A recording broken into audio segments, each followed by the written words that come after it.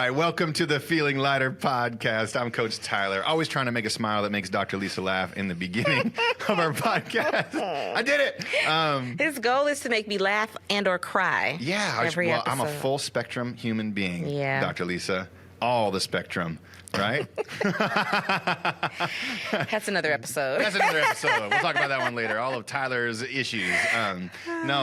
This is part 2, right? Yeah. We did a part 1 already where we've been talking about our WeShape Wellness Weekend that we hosted recently, and just all the impact it made on our lives and also the guests' lives. And, you know, I'll be honest, that last episode, I just intended on doing one episode about this. And then before we knew it, we're like, oh, dang, it's already been like more than a half an hour. Let's do another episode where we actually go through what we went through and talk about the curriculum and the different things and just kind of the themes, and maybe give you some actual tools on how you can implement this into your own life, right?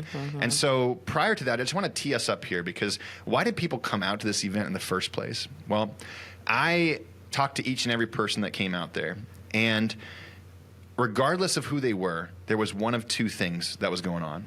One was, I'm having trouble consistently showing up and taking care of myself, right? I just always get distracted by this or that, or prioritize this or prioritize that. And you know what was surprising to me about this was normally we think of women as, you know, always putting people first, always putting everything first other than themselves.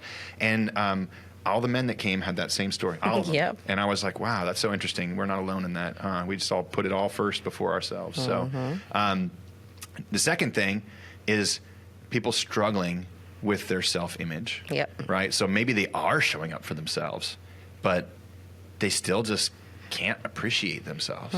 Right? And so those were the 2 things that people came here with. And to be honest, this is like where people struggle in the fitness industry. Absolutely. Period. This is the whole game, right? Yeah. How do we get you to love and appreciate your body and show up from a place of self-care rather than self-judgment? That's like literally what we do at WeShape, right? That is it, yeah. And so we prepared this curriculum where I really, really wanted people to have an experience. And why I use that word experience is because when we created this curriculum, I sat on the call with you and Taylor, Ashley, and Divya, and then I spent more time on it afterwards. I wanted people to have an emotional arc to the weekend that made sense, right? Because the last thing I want to do is like dive deep into some childhood wounding on day 2 at the end and then be like, oh, go on and have a productive life, right? It's just never going to feel good, right? That's unsafe. It's not, and it's not safe either. Yeah, exactly. And so we spent a lot of time thinking about that experience that we wanted people to have. And so I'll start with the experience, and then we'll go through the different things and talk about the different pieces, right? So the first day that we all met and connected together, the first experience was I wanted people to have a realization that they aren't showing up in ways that facilitate the values they think they have, right? Because all of us think of values as the things we say we value. Yeah. Show me your actions, and I'll show you your real values. That is true. That one stung for a lot of people, right? And so that was the first part, was just this realization that, like, wait, I'm not showing up in the ways that I need to show up in order to be the person I want to be and live the life I want to live. And here's the tools to get you there. Right. Here's the tools to get you there. And really important there, I wanted people to realize they had choice, that they were the ones who were responsible for the outcome of their lives. If we're constantly thinking about all the stuff outside of ourselves, we can't change that stuff. Yep. We can change the stuff inside of ourselves. Yeah. Right? That's a good point. A lot of people live their lives as though life is happening to them. And I understand things happen outside of our control, right? We don't have full control over all the things. But when you take on the role and the identity of someone who is a victim or someone who life is happening to, you give away all of your power. You give away all of your autonomy. You don't understand and recognize the ways in which you can contribute to the way that your life turns out. And you're just not empowered enough to know and believe that your choices and your reactions to the things that you can't control, matter. And that's not to say that we don't stop and feel and hurt and grieve, but also what are we doing beyond that? How are we taking the next step to ensure that this experience wasn't just in vain, wasn't just an experience to lump with all the other experiences. Yeah. It's something that I was able to learn and grow from and maybe extract some goodness from. Some things are just bad and ugly and icky, but when you survive them, when you come out on the other side, hopefully there's something you take, from that you can be better with and that can help you or maybe help another person. Yeah. And so I like that sort of start to the retreat, this idea like your values, what you say, what you circle on this paper is one thing, but how you're representing them in your life is completely different. And I did a values thing for my own well-being at the start of the year. Like, what are my most important core values, and how am I going to implement them throughout my life, especially this year. So I love that concept, and I think it's a great way to anchor people for their experience for the whole retreat. Yeah, it was good because you leave feeling good that first day. I don't want people to leave feeling bad, right? Right. And then we all connected over dinner and had a great dinner and just like communion with each other. So that's wonderful. I wanted lots of laughter and fun and gratitude and just shared experiences. So that was really fun. The next day we started bright and early, walked down to the beach here in Santa Cruz, and it was a little chilly, but it was still gorgeous, right? Yeah. And we all had some breakfast and coffee down on the beach, and we started the day off with a movement session. I had a personal goal for this movement session. It was use 0 movements from the WeShape workout routines in this movement session. I used one. If you're wondering, it was the one-arm side bend, because I just can't do like a morning loosening my body and connecting with my body without doing some side bends, It's just such a good one. I'm a side bender. Yeah, but I think people were surprised by that one. And I'll come back to that. I'll share in a second. I wanted to get people embodied. That was the goal, get people embodied. Then we went down to the office. We talked about blockers, because now they've got some sense of what their values are. They've got some sense of the actions that become those values. But why do we not do those actions? Well, throughout the day, we're going to come up with a lot of blockers, and we're going to figure out how to overcome those. We started talking about blockers, right? Like our inner critic, our beliefs, our, whether we have time, whether we feel valued enough, et cetera. It could have been called the blocker retreat. Yeah, it could have been called a blocker retreat for sure. We spent a lot of time on blockers, but I think it's important. It's super important. And then we did inner critic work. I'm just going to leave it at that, because that one is something I really enjoyed teaching, even though that was a rough one for a lot of people, but it came out really beautifully. Yeah, it did. That was a part of that arc for sure. Yeah, that was the arc. Is now we wanted to take. We're on the roller coaster. Yeah. We did a movement session. We're at the top of the hill. We talk about blockers. We're cresting over the top. Then we hit the inner critic, and that roller coaster drops towards the ground. Yes. And then we bring it back up a little bit, and then we talked about beliefs. Yeah. And understanding that underneath our inner critic are fundamental beliefs that we inherited from dead people or gathered as a child, right? And we gave people a framework on how to overcome those beliefs so they can change their inner critic and their actions.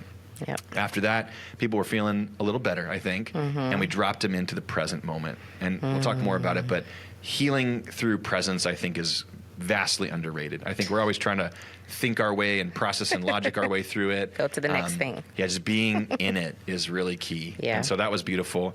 And then we jumped over to you, and we talked about conquering the fear of being authentic. And I would love for you to expand on that when we get to it, which I think gave people courage. Yeah. That was really the goal. Courage to go back to their lives and not just make this a weekend that was amazing and then just going back to the same stuff like they did before.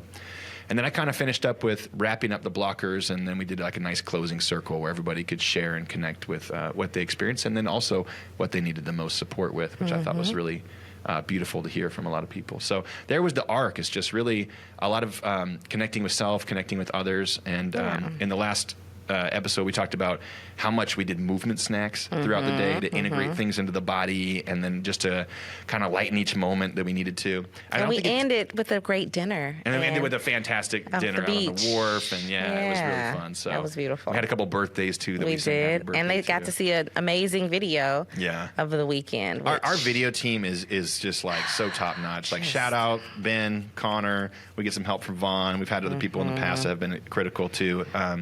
But they literally took the videos from the event that we ended at 4:15 p.m. on a Saturday, and we watched a video of the event that was edited with music, and it was really good. Yeah. And it was we watched it at 6:45 p.m. So you're talking about 90 minutes. They were doing it throughout the weekend, but 90-minute turnaround on the final piece. But you guys don't know this, but before I met the attendees to walk down to the wharf, Ben's texting me, "I need this soundbite. I need this soundbite," and I'm sending him sound bites via text so he can put it into the video. I love it. So it was really cool. So let's go back to the beginning, all right? Let's talk about values.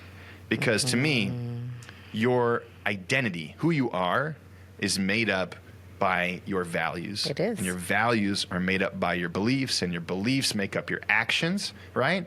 And so really what we try to do here is go, if you want to change who you are, if you want to change your life, you got to change your actions, and you got to understand why those actions relate to what values you actually have. Why?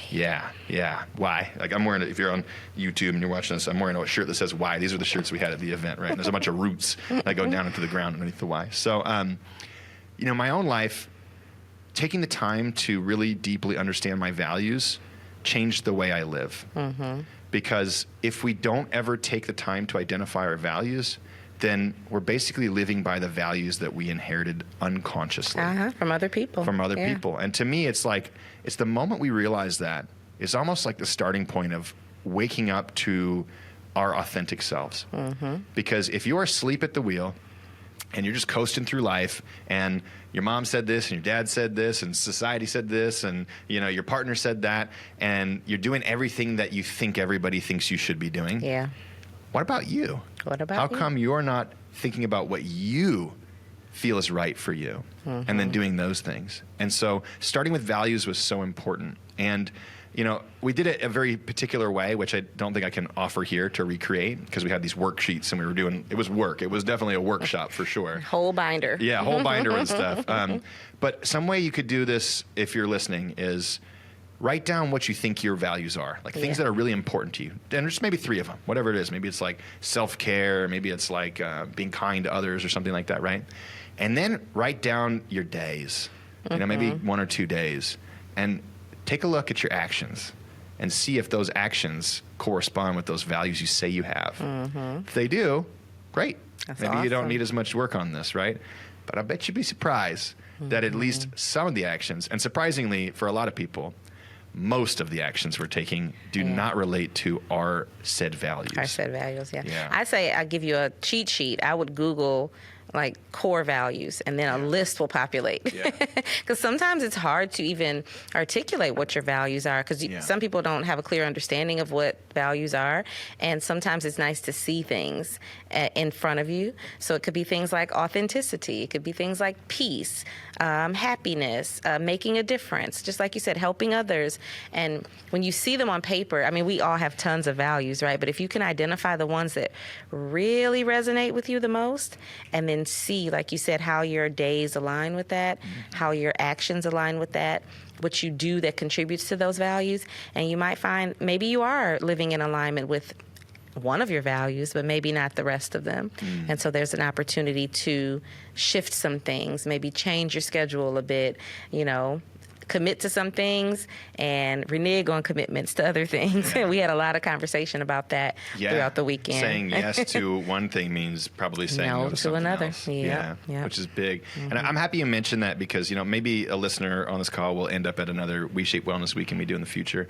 But the way that we did this was we didn't say what are your values, because you really wisely pointed out most people aren't going to be like, this is my value. Right. What we did is we asked you like 40 something questions on a scale of 1 to 10. How true is this for you? I regularly take care of my body, right? And then we went through and had people take those questions and say, okay, which ones did you rank, really high? And then we gave them the key to the questions that said, the ones you ranked high, these are those values that correspond with this. Right. And the ones that you rank low, those are the values that correspond with that. And we had them just kind of get a sense of, where am I naturally showing up and where am I naturally neglecting and everything in between. Then we said, go through those sentences again. Or actually, sorry, let me go backwards. Then we said, write down your ideal day. And we did this as homework beforehand. And then we said, read the ideal day and pay attention to the actions you're taking. Now go back to those sentences that you ranked on a scale of 1 to 10. And I want you to put a heart next to all the ones that correspond with your ideal day. Now, what are those values, right? So it's, what are you naturally doing? What are you doing kind of poorly? And then what is it that really corresponds to what you want? And it's all over the place. Some people had literally all of my lowest numbers were the things I said were my highest values, and things I hearted, and everything in between, right? And so it's a really cool way to get values without saying what's your value. What's your value? Right? Exactly. Because it's really confusing. It's an active exercise to figure it out. But then here's what's more important, in my opinion. If you have a value, let's pretend it's taking care of your body, right? I think everybody inside wants to grow old as gracefully as possible, right? And be able to move as freely as possible and feel good as long as possible. What does that do for you, just having that value? It doesn't really do much for you unless you know what actions mean that you're taking that value seriously. Yep. And so then we had people rewrite 3 of those values. And I'm super intentional about this. You only get 3. Okay? If I said 10, everybody go home and do nothing. Right? Yeah, it's too much. Right? I said 3 values. All right? Write down 3 values. And under each value, we're going to have 3 practices, 3 actions that tell you you are living that value, right? And so then they can go home with this list they can put next to their bed, next to their, on their fridge, on the background of their phone, whatever it may be, and they can see, these are the things I say I value. These are the actions that display I am showing up for that value. And then after that, we said, hey, when you go home, put this up in several places. The more you see it, the more you'll do it. Right. Read it every morning, and I want it to be short and sweet, 30 seconds, not very much time, right? Make it short and sweet. And then at the end of the day, either with someone else or in connection with yourself, ask yourself 2 questions. How did I show up for these values today? Actually, that's the second question. I'll backtrack. First one was, which values did I not show up for today? Which practices did I not do? And how can I do better tomorrow? And then, want to finish positive, right? Which values and practices did I show up for today? And just to really feel that, like, yes, I did it. Even if it was just one. Yeah. Even if it was just one thing. And then the 5th step was, let go and get some rest, right? Let go and get some rest. So you're not ruminating. The most important step. I did none of my practices that correspond to my values. We don't want that, right? Yeah, it's data. We're taking data, getting information. We're not using it to beat ourselves up or to ruminate forever. So yeah, and to me, growth is not about avoiding the ways in which you don't show up for yourself and pretending like they don't exist.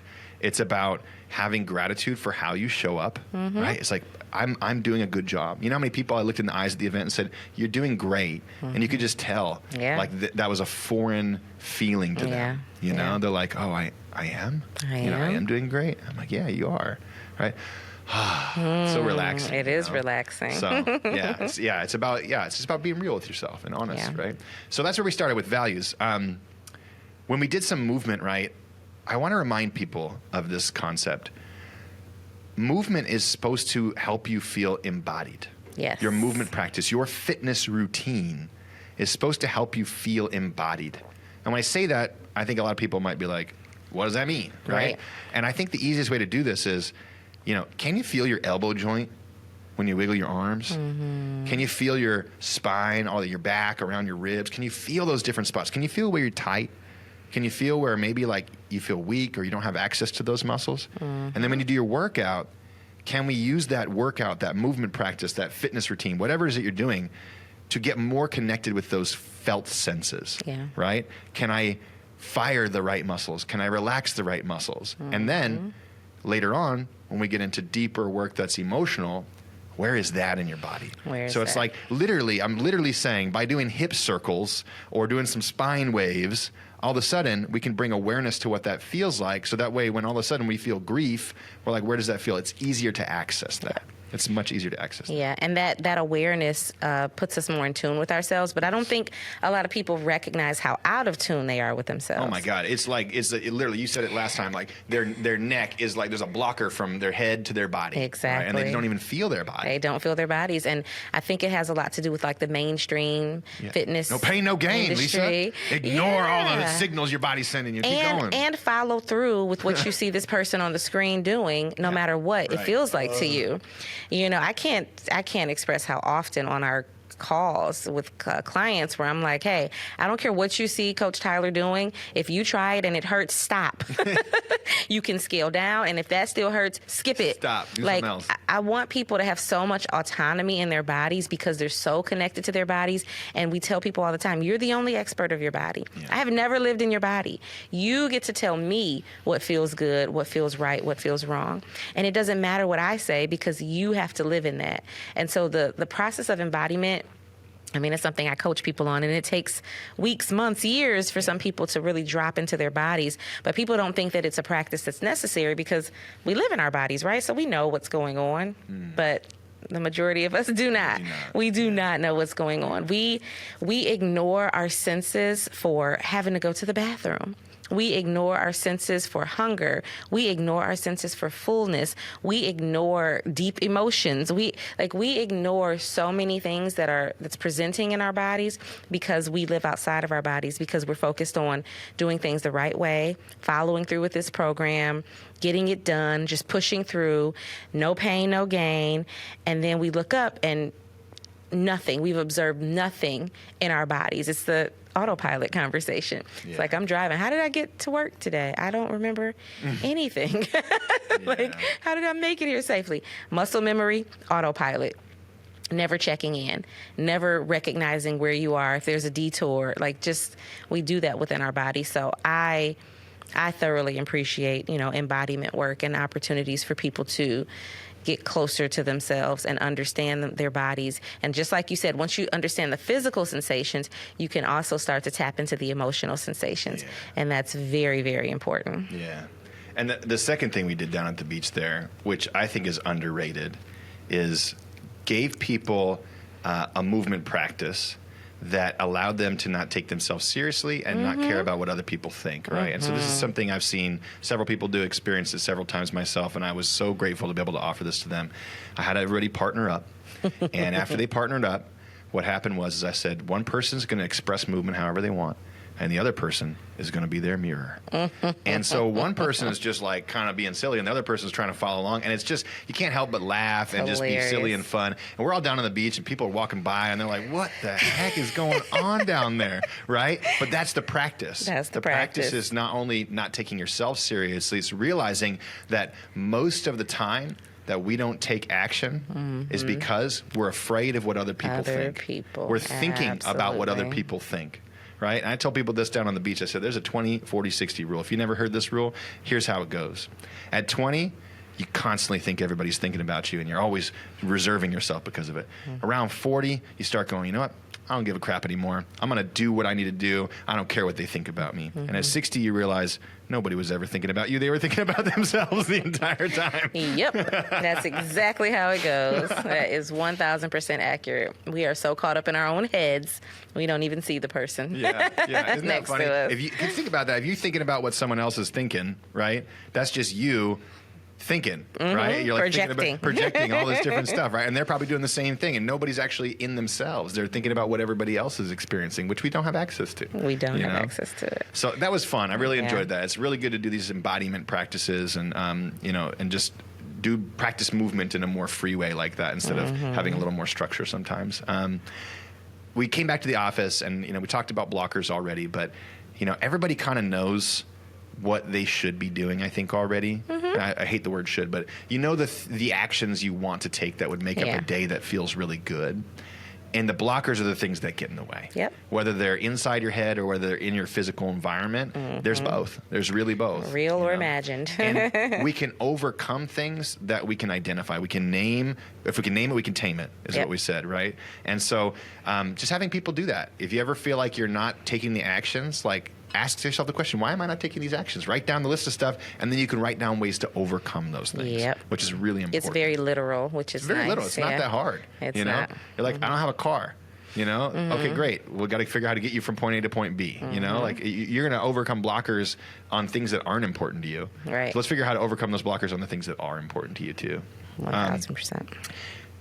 I won't go into crazy depth on this one because I know we don't have a huge amount of time for this podcast, but the inner critic workshop we did was something that a friend of mine showed me a while ago, and it was really meaningful. So within our challenges, we talk a lot about the inner critic, right? If anybody's not aware of that, that's the voice inside your head that says mean, unkind things to you.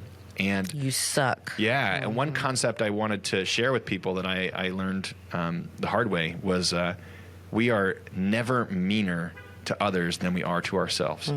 Like we will never allow someone to treat us more poorly than we treat ourselves. And so with the challenges, we have people write down their inner critic statements, right? And we have people build awareness around what is the things we say when we walk past the mirror, what are the things we say when we're about to show up for ourselves and then we decide not to. And then also, if you go through the deeper challenges like level 4 and 5, we remind you that the inner critic isn't just the things where you walk by the mirror and it says, oh, look at how gross and fat you are, you should go to the gym, right? It's also the things that whisper rationalities in your ear. You're about to show up for yourself and it's like, well, I really should make sure that my family has has dinner on the table, and that means I have to go to the grocery store first, or this and that. So that's the inner critic still whispering rational things in your ear. So distractions. Yeah, it's the distractions, right? Yeah. That doesn't mean you shouldn't provide your family a good meal, by the way. Maybe we just need to resort things a little bit, or and maybe there's someone else there that can provide your family. Cook the damn meal every once in a while, right? Yeah. So you don't know anything about that, do you? No, hell no. All right. So what we did with the inner critic, though, is we partnered people up in groups of 3, and they wrote down 3 inner critic statements, and one person would stand there and just listen. And they would take their inner critics in their binder, and they would take those statements and give them to the other 2 people. The other 2 people would read those inner critic statements to them for a couple minutes, right? So you're standing, imagine this, you're standing there, and somebody's looking at you in the eyes, and it feels horrible to deliver this to someone else too, but they're like, you're not worthy. You're always a failure, whatever these other inner critic statements might be.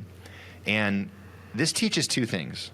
One, if you're the person receiving, it gives you a felt experience of what this is actually doing to you, whether you recognize it or not. Because if we write it down, it's one thing. But if somebody else says it to us and we feel it, oh my God, that gives us so much more awareness to how damaging this is to our own sense of self. And then the other piece is on the person who's delivering it. Awful. Oh, it's awful. It's awful. And yet we do this to ourselves every single day. So it's a very felt experience. And don't get me wrong, we're going to turn this around in a sec. So to flip it around, we had them take these phrases and write them as their inner cheerleader, right? So you're not worthy of self-care. Everybody deserves self-care, and I do too, right? And then we've had them partner back up and say those positive statements. And we talked about this on the last episode, but this is where I wanted people to take a moment to feel what it felt like to have affirming statements that were counter to their most common inner critic statements said to them. That's what inner appreciation, that's what self-worth, that's what self-love feels like. And I'd be willing to bet that a lot of people in that room hadn't felt that before. And I know that some of them even mentioned afterwards, it was hard to accept those things. I heard felt that like a few I wanted to times. fight you, from accepting those things. Yep, I saw people say that the critic statements were even easier to receive sometimes than the cheerleader statements. So that was very interesting and kind of sad. We had some conversations about it, but the practice of it, I think, was beautiful. And I'll be honest, for the listeners, when you brought this up, I was like, I don't know about that. It was feeling very... Everybody was like, snickerdoodle. Yeah. That was a safe word. I was, just as a healthcare professional, my thoughts around it were like, this can be very activating. I do a lot of trauma-informed work, and I was like, ooh, I don't want anybody leaving here like on the edge, and this just pushes them.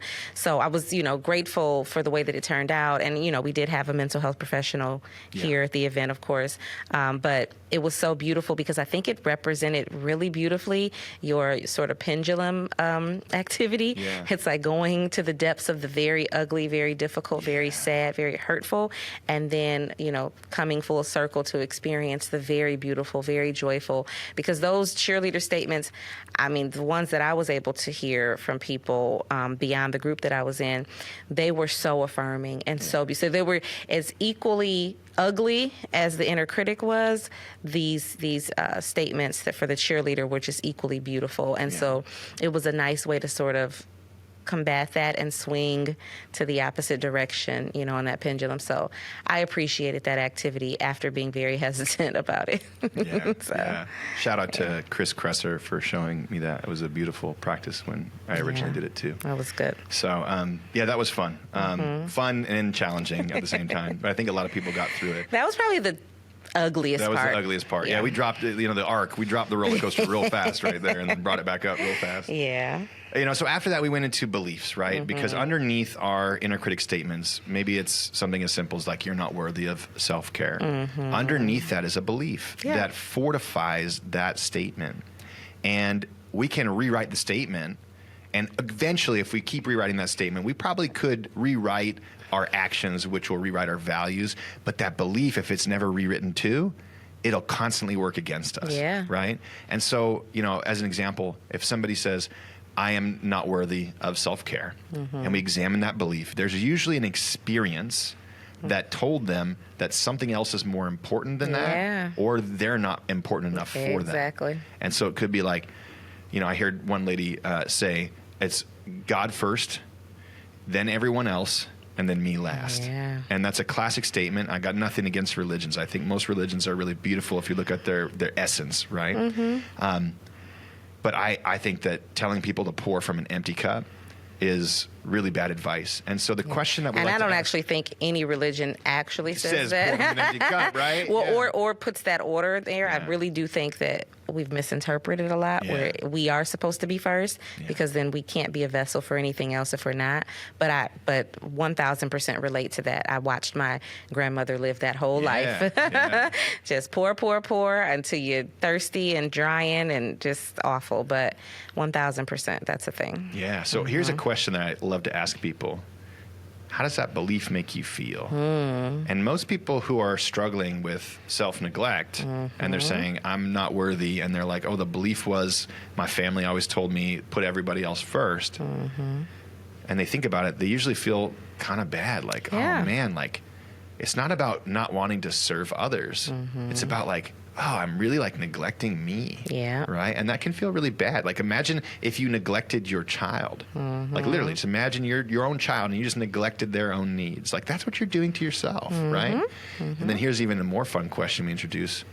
What would you be without that belief? What would you be? Ooh. So I love those questions that really the goal of this session was examine the beliefs. Examine them, right? Like what is the things that you really think inside your head and the things that you've been repeated to over and over again inside your head, your heart, your body, all these pieces that is preventing you from showing up for yourself. And most of the time it's these beliefs like, I'm supposed to put everybody else first, right? Those things can be so damaging. And the last thing we did there was like, let's rewrite that. Let's rewrite that. And let's share it with somebody. And let's talk about how we can take action on maintaining that as our new belief, right? So that was a fun session. I can't offer anything to anybody about this. Maybe we'll see if we can make it available on the podcast one of these days. But we did a session after that on presence and the power of healing through presence. Now, I think this is important because I found myself years ago starting to meditate, starting to go through trauma release, early childhood trauma, all these different things. And after a little while, I started to notice I was stuck in this pit of sadness. And every time I would go try to process it, I would be in this hyper-vigilant loop of woe is me, right? And it would bring up the same tears and the same thing every time. And maybe what needed to happen was that I just needed to be released. Maybe that's what happened. Yeah. But at some point, I remember having this intuition that said, you can suffer as long as you choose to. And the word choose really hit me. Yep. It was not you're going to suffer as long as you need to or whatever it may be. It was choose to. So how long am I going to take this pain that I'm now aware of and bring it into my life over and over again and be sad about it and wish it were different, right? It's the wishing it were different that keeps us stuck. Yep, agreed. It's the acceptance that keeps us going forward. And to me, acceptance and presence is like the same thing. We're just allowing, we're being, right? Something I always hear people say, and I love this, is we're not human doings. We're human beings. And so we talked about mindfulness. We talked about the power of the present moment. It's like, yes, we want to trudge up those things and have awareness of why they exist, and then we want to let them go. Yes. We want to find ways to forgive, and then, dare I say, we want to find ways to be grateful for all the challenges that showed up in our lives because we deeply love ourselves now, and all of those experiences made us who we are today. Yeah. So anyways, Divya, who leads our mindfulness sessions and meditation sessions at WeShape, did this incredible sound bath. Yeah. I don't know about you, but at one point I opened my eyes because I was like, does she have this thing right over my head, with the sound of going around and stuff? But I found it incredibly easy to notice a thought and let the thought slip by during the sound bath because of the sensations that the sound was doing. It brought you back to yourself. It was a great way to meditate. So the sound bath, and then she had the ocean drum, and that was so therapeutic for me and so healing. fulfilling. So definitely a great addition to the retreat. Oh my God, it was wonderful. I think was, everybody felt recharged after that. Yeah, I was concerned because I was speaking after that. I was like, we might all want to just be asleep. But I agree, it was more of a recharge afterwards. I was gonna say, you couldn't stand up for your session, though. You were like, well, I I'm going to need a chair. I just wanted it to be conversational. Sometimes when you're, having these moments, these presentations, you're talking to people, I don't like it to come off like preachy, like this is what you need to do and you got it. So it was more so for me a conversation, but that sound bath was so comforting and relaxing, but it was long enough to like get the rest in it. Real rest. It was real rest. It was real rest. And I don't think people sleep as good. Like, you may not have fallen asleep, but I don't think people let their bodies and their minds rest the way that we did in that moment with Divya. So it was one of the highlights for me, for sure. These coaches are amazing. By the way, I should shout out to Taylor for teaching the part on beliefs, right? Yes. And I very much asked her to do that because she is an educated, licensed therapist, and I am just some bozo out here trying to get people to love themselves more. So Not quite a bozo, but yes. It's okay. Sense of humor was important throughout the event as well. Yeah, so, we had a lot of laughs. After that, we realized that people have a better sense of what they need to say to themselves. Mm-hmm. They had good actions to take to create their values. They had a way to examine their beliefs. They had a strategy for being present when all else fails, right? Mm-hmm. And something they should really be practicing every day. And Divya said something powerful, by the way. One deep, mindful breath is better than none. So it's not about 20 minutes and 5 minutes. It's just about how much time do you have? How can you integrate this into your life more? Mm-hmm. But I really knew that in that arc, people needed courage. Yeah. Because I've been to way too many events where you have these insights and you have this clarity, and then you go home and just slip back into patterns. Mm-hmm. And I wanted people to walk away from this with these new values, which means new actions, and realize that when you take new actions, sometimes people don't like it all that much. That's so we true. needed to build courage to do things that maybe we've abandoned for ourselves. And so I've been talking too much on this episode. This is where I asked Dr. Lisa, I was like, man, I have never met somebody who had so much courage in their life to wake up one day and say, this is not the life I want to live. Fuck and all just, this shit. Just boom, just nuke it and just do what you really knew you needed to do. So I'll let you speak to this, please. Yeah, no, it was a great opportunity. And it was funny because when you suggested it, I was like, oh, authenticity. Okay. Not typically the thing people ask me to speak about, but it was so timely because, like I said, I was working through some core value stuff in myself, and authenticity was like my number two. It was like peace, authenticity, making a difference. Those are kind of the things I identified as like. I'll thank the tech team for hacking your phone. Apparently. Someone's stalking me.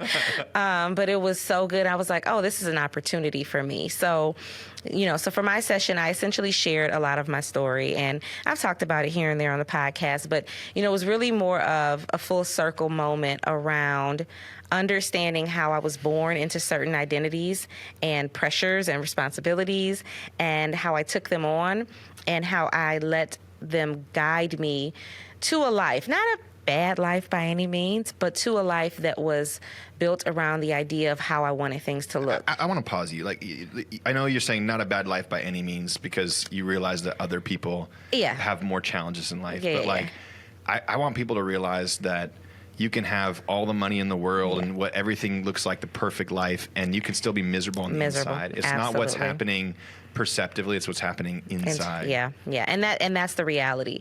So I was, a hard worker, pushed hard, did the things, the white picket fence, got the husband, I'm like the second lady in church, so I'm doing all these things, but a lot of sadness and a lot of darkness on the inside because of the roles that I somewhat adopted, some were just forced upon me, and then the way that I was being treated in the process.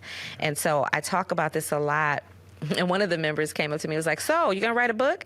And I was just kind of like, because this has been something on my heart for a while, writing a book around breaking free from a lot of those chains. And for me, those chains were around religion. Mm-hmm. and how it had me sort of imprisoned in a way to continue people pleasing, to not take good care of myself, emotionally, and to accept a lot of emotional abuse. And that's what I was, up against.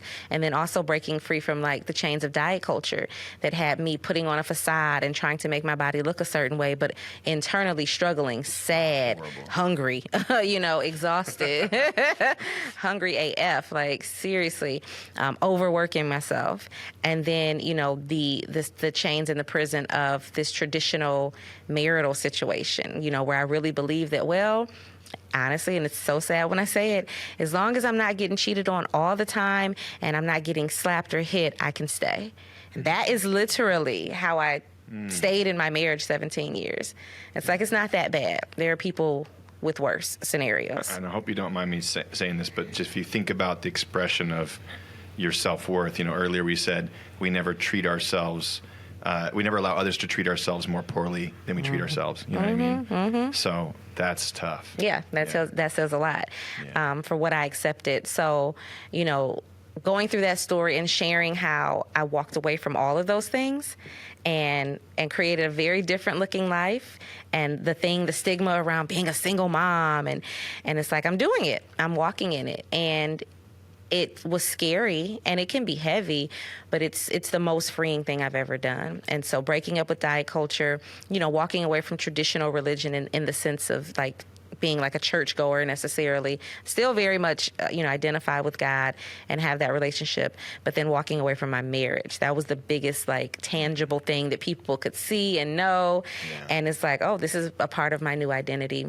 But it was beautiful. And so, I walked the participants through sorting through what some of their goals and dreams and desires and values were for their lives, and then asking them, like, when have you felt most like yourself? Like, when have you felt like most in touch and most in tune? And it was so beautiful to hear people say, like, oh, when I was belly dancing consistently. I know. When she said that, I was like, oh, you sealed your fate. You don't know what's coming up next, girl. People were like, when I was really into music and art, or and it's so nice because, someone came up to me afterwards and they, thanked me for sharing my story.